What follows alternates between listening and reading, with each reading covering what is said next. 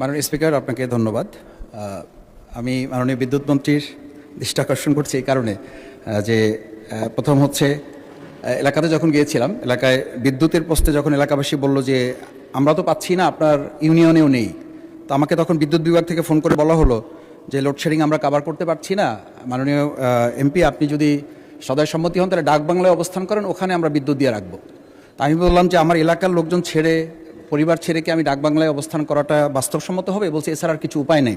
আমি বলছি যে এই লোডশেডিংয়ের পাশাপাশি আর একটা মরার উপরে খাড়ারগা আছে মাননীয় স্পিকার, সেটা হচ্ছে যে ব্যাপক পরিমাণে ট্রান্সফরমারগুলো আমাদের এলাকাতে যখন চুরি হয়, তো চুরি হওয়ার পরে পল্লী বিদ্যুৎ থেকে বলা হয়, বিদ্যুৎ থেকে জানানো হয় যে আপনারা এলাকা থেকে চাঁদা তুলে বা আপনারা গ্রাহকরা মিলে 50% টাকা এখানে ক্যাশ করেন, তারপরে আপনাদেরকে আমরা একটা ট্রান্সফার দেবো। এই ট্রান্সফার পাওয়ার জন্য প্রায় 2 মাস 2.5 মাস পর্যন্ত চলে যায়। আর ট্রান্সফরমার সেখানে যতক্ষণ পর্যন্ত গ্রাহকরা টাকা দিয়ে ওটা সংগ্রহ না করেন ততক্ষণ পর্যন্ত সেখানে আর বিদ্যুৎ কাভার করে না। আমি মাননীয় বিদ্যুৎ মন্ত্রীর কাছে সবিনয় জানতে চাই যে এই যে ট্রান্সফরমার চুরি, এটা তো গ্রাহকদের কোনো ত্রুটি না, এটা হচ্ছে সরকার বা ওখানে প্রশাসন যারা আছেন তাদের ব্যর্থতা। সেই জায়গাটা গ্রাহকরা টাকা দিয়ে এই বিদ্যুৎ ট্রান্সফরমার তাদেরকে নিতে হবে, এই বিষয়টি কিভাবে দেখছেন বিদ্যুৎ মন্ত্রী? এটা তো স্বরাষ্ট্রমন্ত্রীকে প্রশ্ন করতে পারেন, চুরি কেন বেশি হয়। এনিওয়ে, মাননীয় বিদ্যুৎ মন্ত্রী। স্পিকার, আমাদের পল্লী বিদ্যুৎ উন্নয়ন বোর্ডের লাইন আছে লক্ষ লক্ষ কিলোমিটারের।